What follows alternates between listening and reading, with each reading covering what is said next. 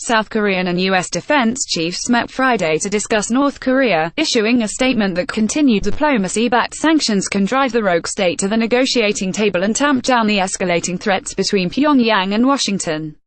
U.S. Secretary of Defense James Mattis said that he is bolstering military options so that negotiators will have leverage in talks with North Korea over its nuclear program, talks that have yet to be scheduled but continue to be the goal of U.S. and South Korean officials. Diplomacy should impose reason on Kim's reckless rhetoric and dangerous provocations, Mattis said, at a press conference immediately before his meeting with South Korean Minister of National Defense Song Yong-moo held at U.S. Pacific Command headquarters in Hawaii.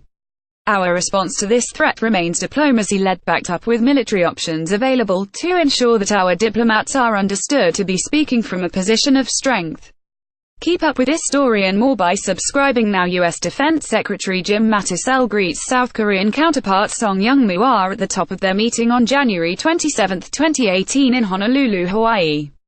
Sylvie Lanteaume, AFP, Getty Images. Mattis has repeatedly insisted that U.S. efforts to disarm North Korean leader Kim Jong Un are diplomatically led, while also saying that he has developed military options for any potential war.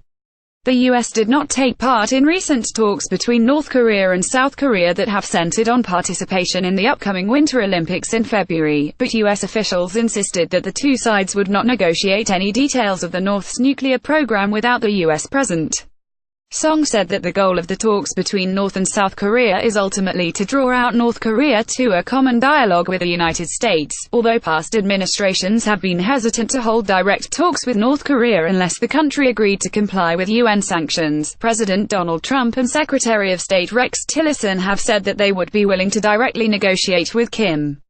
Some analysts have argued that the recent dialogue, brought on by a New Year's Day proclamation by Kim that encouraged talks, is a tactic to try to separate South Korea from the U.S., its security guarantor. A joint press release by Song and Mattis issued after their meeting addressed that criticism, insisting that the two countries cannot be separated. Any efforts to drive a wedge in the U.S.-ROK alliance would fail, it said.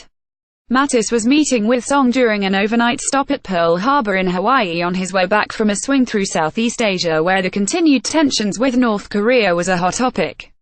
He thanked U.S. allies in the region for their support in upholding ongoing sanctions against North Korean products that have been ratcheted up in response to a slew of missile tests in 2017.